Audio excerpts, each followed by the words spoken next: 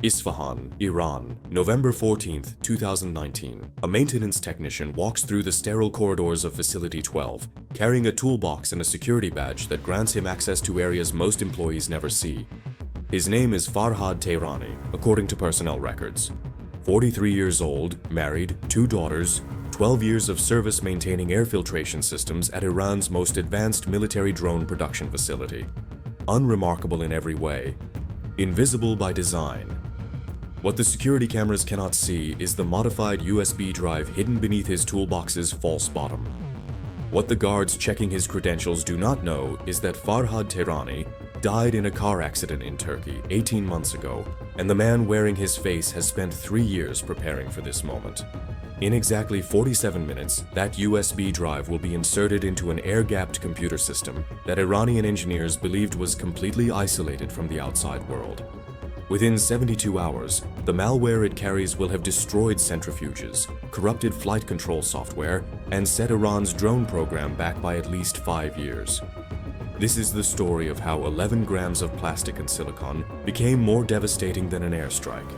The invisible war where keyboards replaced rifles and a single device became more powerful than a squadron of fighter jets.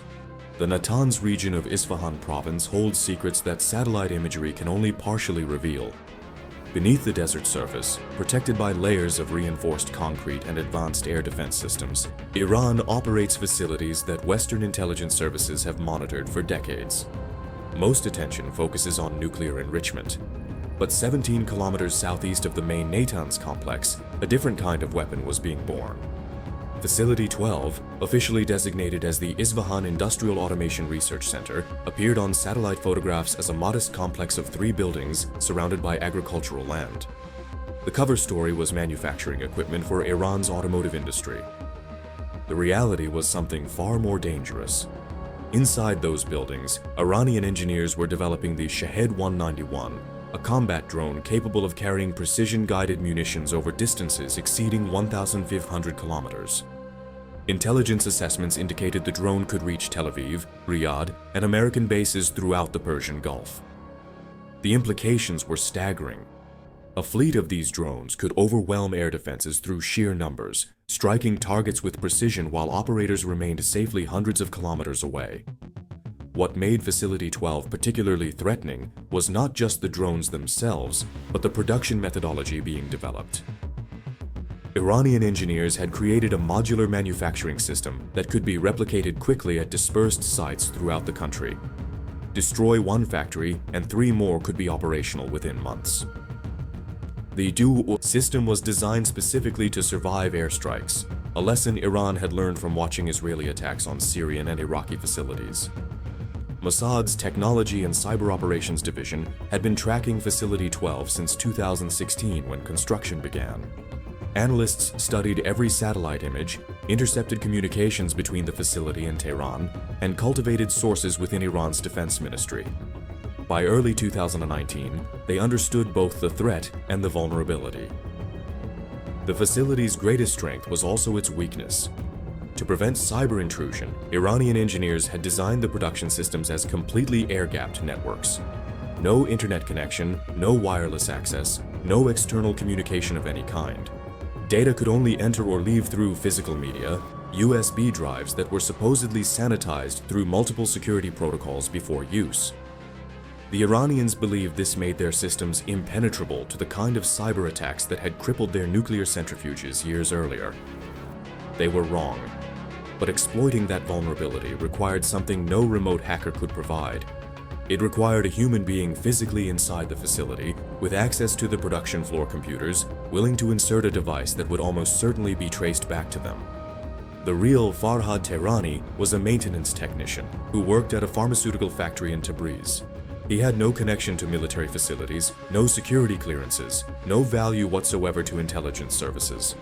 What he did have was a face, a background, and a life story that could be borrowed.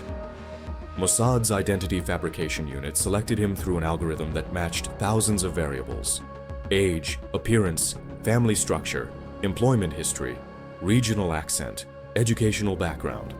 They needed someone whose identity could be assumed by an existing operative without requiring extensive physical alteration.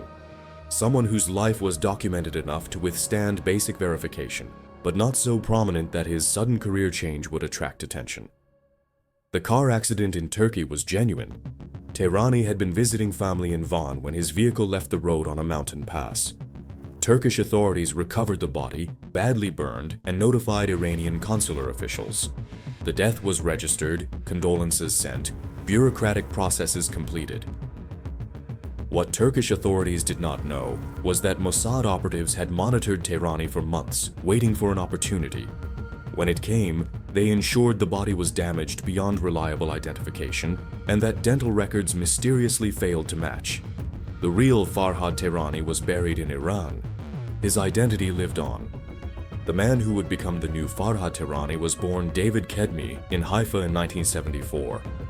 His parents were Iranian Jews who had fled Tehran after the 1979 revolution, part of the exodus that brought thousands of Persian Jews to Israel. David grew up speaking Farsi at home, Hebrew at school, absorbing both cultures while belonging fully to neither. That cultural duality made him invaluable. David joined the Israel Defense Forces at 18, serving in an intelligence unit that monitored Iranian communications. His language skills and cultural knowledge led to recruitment by Mossad at 24. For the next 15 years, he conducted operations throughout the Middle East, building legends, cultivating sources, and learning the tradecraft of deep cover infiltration. By the time Unit 8200 identified the vulnerability at Facility 12, David Kedmi was one of perhaps a dozen operatives in the world capable of executing the mission. The transformation took 18 months. Surgeons subtly altered his appearance to match Tehrani's photographs, adjusting his nose, adding a scar on his left cheek, modifying his hairline. He memorized every detail of Tehrani's life, his childhood in Tabriz, his marriage, his daughters' names and birthdays, his opinions on football teams and politics. He studied video recordings of Tehrani's movements, learning to walk with the same slight limp from an old knee injury, to gesture with the same nervous habit of touching his ear when thinking. The legend was constructed layer by layer. Medical records showing Tehrani had survived the accident with minor injuries and relocated to Isfahan for a fresh start. Employment applications to maintenance contractors serving industrial facilities. A modest apartment in a working-class neighborhood where neighbors would remember a quiet man who kept to himself. A bank account with transactions showing normal spending patterns. In September 2018, the new Farhad Tehrani applied for a position with Persian Technical Services, a contractor providing maintenance support to government facilities throughout Isfahan province. His qualifications were unremarkable but solid. His references checked out. His security screening revealed nothing suspicious. Within 3 months, he was assigned to Facility 12. For the first year, David did nothing suspicious. He arrived on time, completed his work competently, and avoided forming close relationships that might invite scrutiny. He prayed at the appropriate times, complained about the appropriate grievances, and expressed the appropriate opinions about Israel and America. He was, in every visible way, exactly what his personnel file described. A boring middle-aged technician counting the years until retirement. But beneath the surface, he was mapping the facility. Every visit to the production floor added details to his mental blueprint. He noted which computers controlled which systems, where security cameras had blind spots, when guards changed shifts, which supervisors were vigilant and which were lazy. He identified the specific terminal that managed the drone flight control software uploads, the machine that would be his target. But here's where the operation entered territory no previous mission had: explored. The weapon David carried was unlike anything Mossad had deployed before. The USB drive was a masterpiece of engineering that represented years of development by Israel's most advanced cyber warfare specialists. Externally, it appeared identical to the sanitized drives used within Facility 12, down to the manufacturer's logo and serial number formatting. Internally, it contained something unprecedented. The malware, codenamed Phantom Swarm, was designed for a specific and terrifying purpose. Unlike previous cyber weapons that targeted single systems, Phantom Swarm was built to spread through air-gapped networks by exploiting the human element. It understood that even isolated systems required occasional data transfer, that technicians used USB drives to move files between computers, that the very security protocols designed to protect the network could become vectors for infection. When inserted into any computer, Phantom Swarm would first analyze the system architecture, identifying what kind of facility it had entered. If it detected an ordinary corporate or personal computer, it would remain dormant, invisible to antivirus software, waiting. But if it recognized the signature of an industrial control system, particularly one matching the profiles of known Iranian military facilities, it would activate. The first phase was reconnaissance. Phantom Swarm would map every connected system, every file structure, every communication protocol. It would identify the most critical targets, prioritizing systems that controlled physical equipment.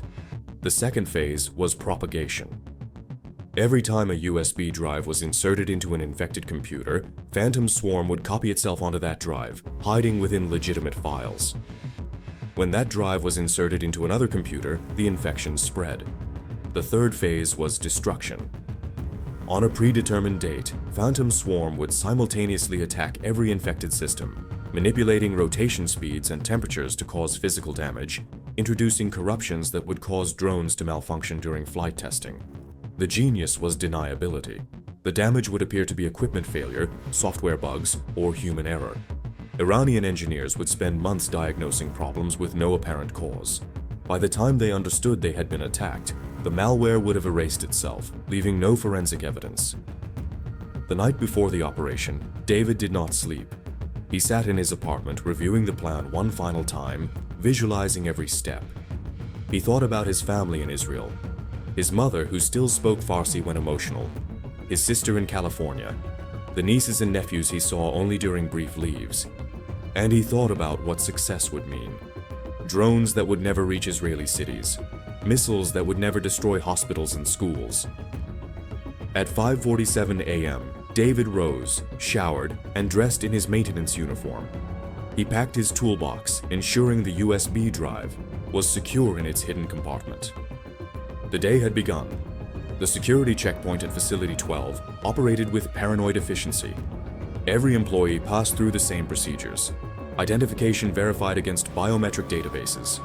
Bags x-rayed and hand-searched. Random selections for additional screening.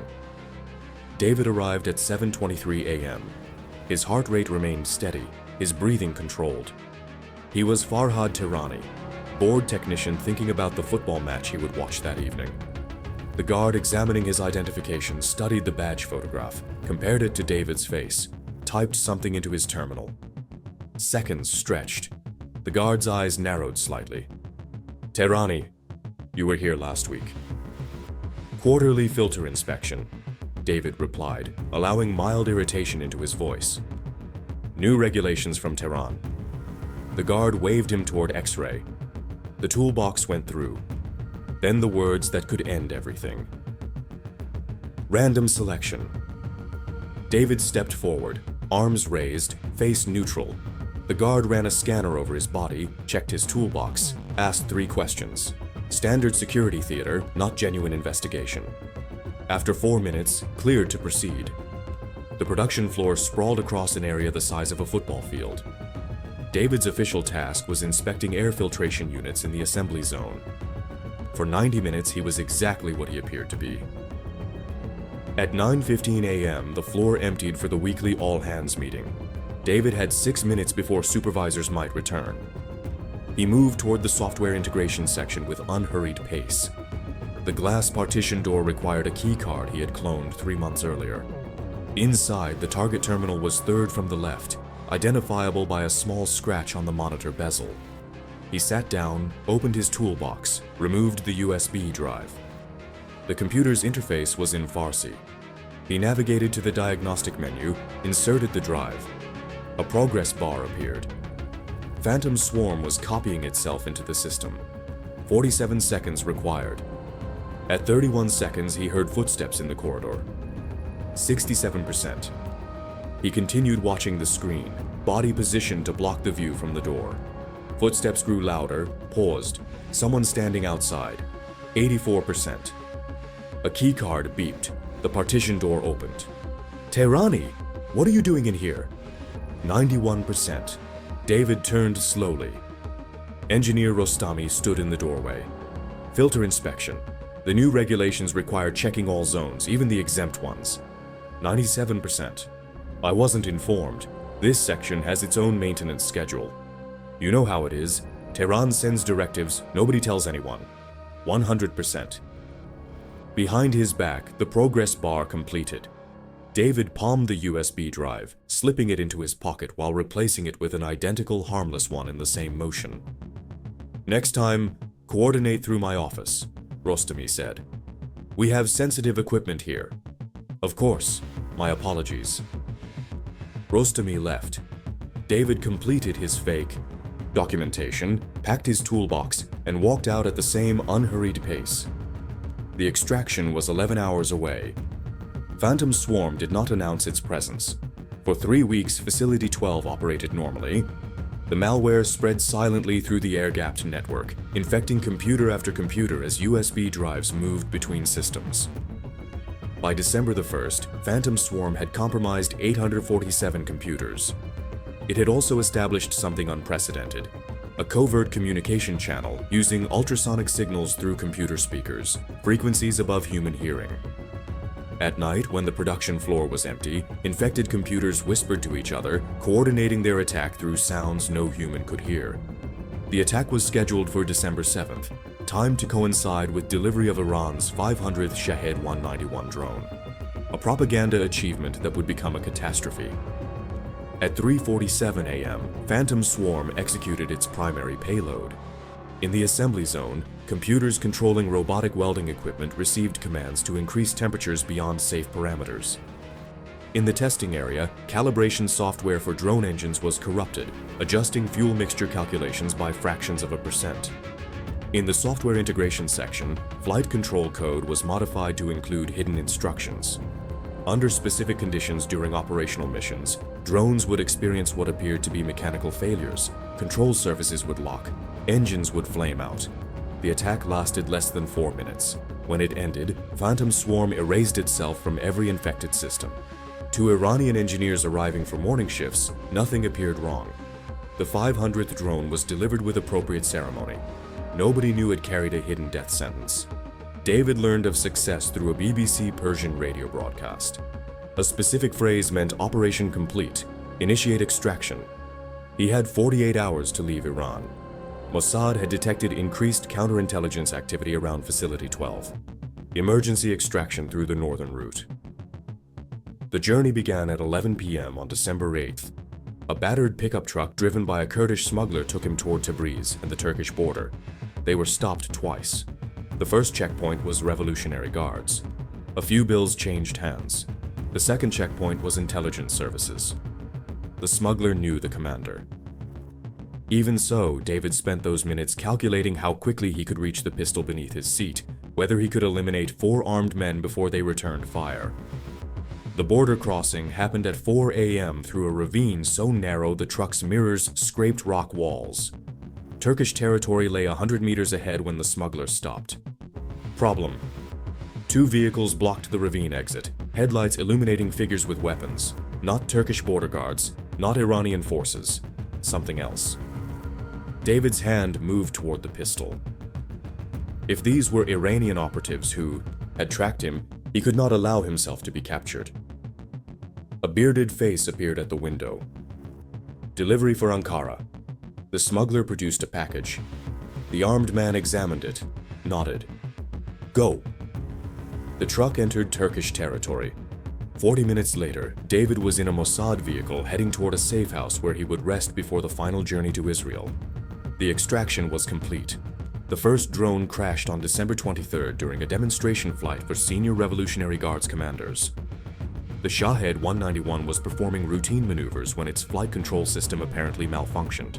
Uncontrolled dive, desert impact, cause attributed to manufacturing defect. The second drone crashed on January 4th, then 2 more on January 11th. By the end of January, 11 drones had been lost in what appeared to be unrelated incidents. Engine failures, control surface malfunctions, unexplained system errors. Each crash triggered investigation. Investigators found nothing because there was nothing to find. Phantom Swarm had erased itself completely. By March, the Shahed 191 program was in crisis.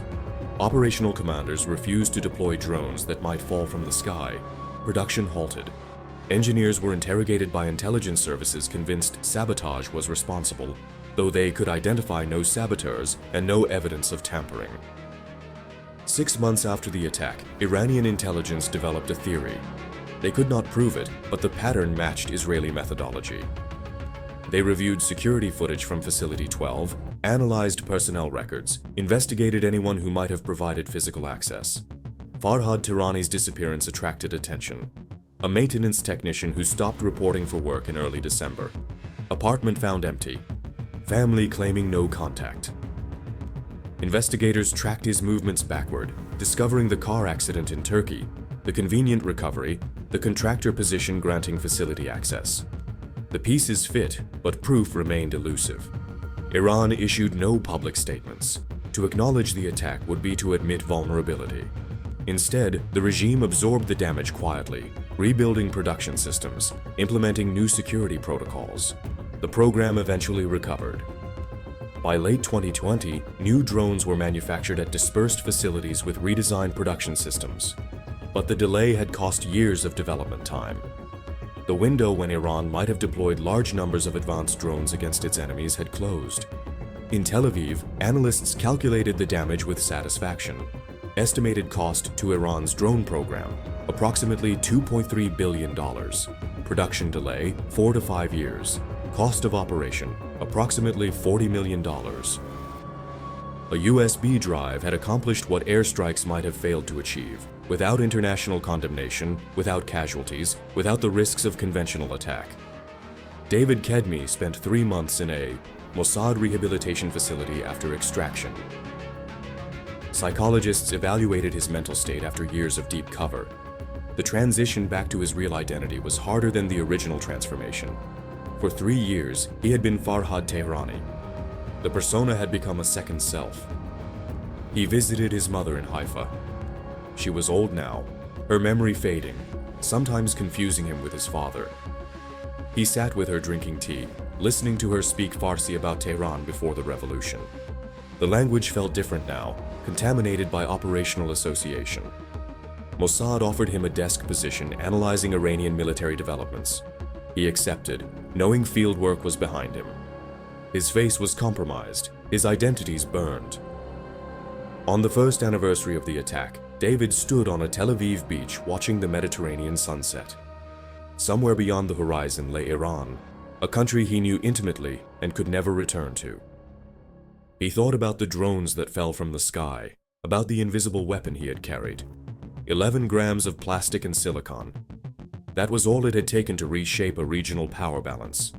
The invisible war continued, fought with keyboards and code, with patience and deception, with weapons that left no craters. And somewhere in the depths of Mossad headquarters, planners were already designing the next operation, the next target, the next USB drive. What does this reveal about modern conflict? That wars can be won without battles, that a single agent can accomplish what armies cannot. The cyber domain has become the decisive theater of 21st century warfare. Nations invest billions in capabilities, recruiting hackers alongside soldiers. The weapons exist as pure information, replicable infinitely, deniable completely. The human element remains critical. Air-gapped systems still require physical access. That means agents like David Kedmi, willing to spend years building cover identities, willing to risk death for the opportunity to insert a device. This is the world we live in now, where 11 grams of plastic and silicon reshape power balances, where patience and deception accomplish what missiles cannot, where the most dangerous warriors wear no uniforms. The next operation is already being planned. The next facility is already being targeted. The next agent is already building a cover identity, preparing to infiltrate, waiting for the moment when a single device will change everything. And when it happens, you won't hear about it. Not until years later, when the damage is done and the invisible war has moved on to new targets. If this journey into cyber warfare, deep cover operations, and the invisible conflicts shaping our world captivated you, hit that subscribe button and turn on notifications. Drop a like if you appreciate investigations into operations governments will never acknowledge. And here's your question for the comments. In an age where a USB drive can be more devastating than a missile strike, what does warfare even mean anymore? How do we define victory in conflicts that never officially begin and never officially end? Let us know your thoughts below. See you in the next investigation.